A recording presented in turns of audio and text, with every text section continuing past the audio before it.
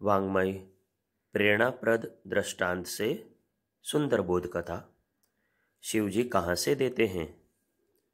एक थे ब्राह्मण देवता, शिव के अनन्य भक्त, साथ ही निर्धनता की साक्षात मूर्ति।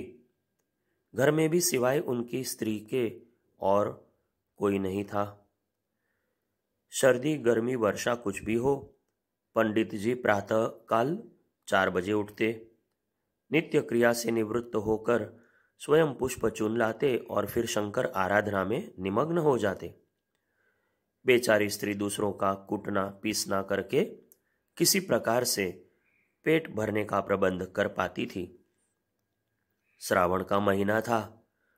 पंडित जी 1 सहस्त्र बेलपत्रों में राम नाम लिखकर प्रतिदिन अत्यंत भक्तिपूर्वक शिव जी पर चढ़ाते थे।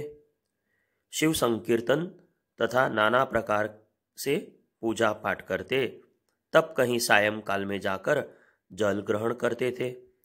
इसी प्रकार से 29 दिन व्यतीत हो गए। संयोगवश ठीक 30वें दिन प्रातःकाल शंकर जी तथा पार्वती जी उधर से निकले। पंडित जी शिव पूजन में तल्लीन थे। पार्वती जी की दृष्टि उन पर पड़ी तो उन्होंने शंकर जी से कहा, भगवान, यह ब्राह्मण वर्षों से आपका भजन करता है, परंतु निर्धन ही बना है।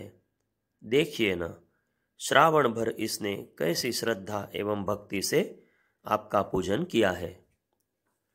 ठीक कहती हो देवी, महीने भर इसने जो इस प्रकार मेरी सेवा की है, उसका पारिश्रमिक इसे आज सायंकाल में दिया जाएगा। इतना कहकर वे दोनों अंतर्धान हो गए।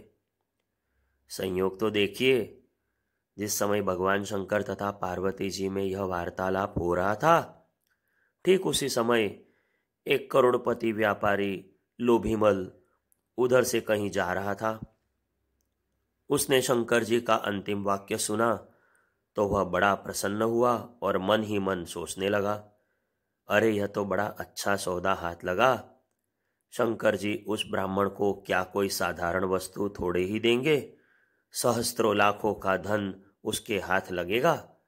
क्यों न इस अवसर से लाभ उठाया जाए तथा यह धन किसी प्रकार से स्वयं ही क्यों न हजम किया जाए। यह सोचकर वह उस ब्राह्मण से उसी दिन जाकर मिला।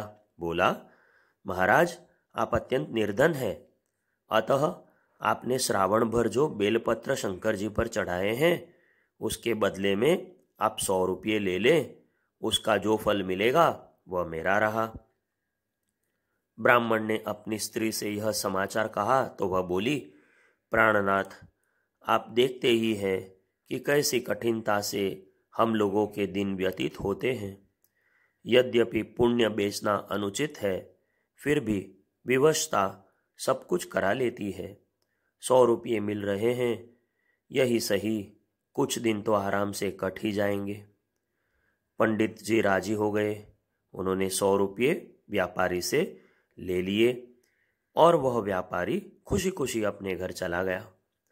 श्रावण की पूर्णिमा, संध्या का समय, लोभीमल शिवालय में विराजमान है।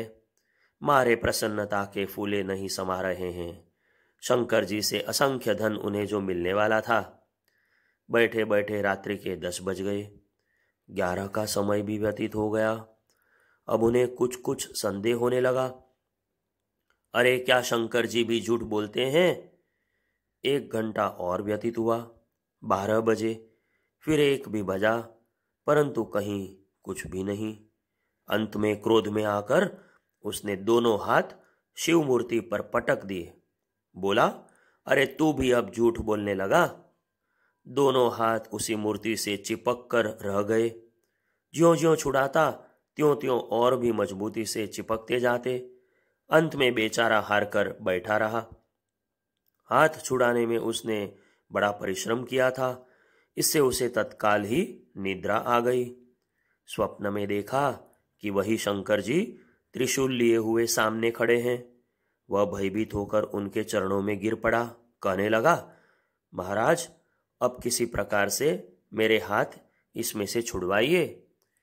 काम तो तूने बड़ा बुरा किया है, परंतु सवेरे यदि तू 50,000 रुपये उस मेरे भक्त ब्राह्मण को दे दे तो तू इस बंधन से छूट सकता है, अन्यथा इसी प्रकार से तू कुत्ते की मौत मर जाएगा।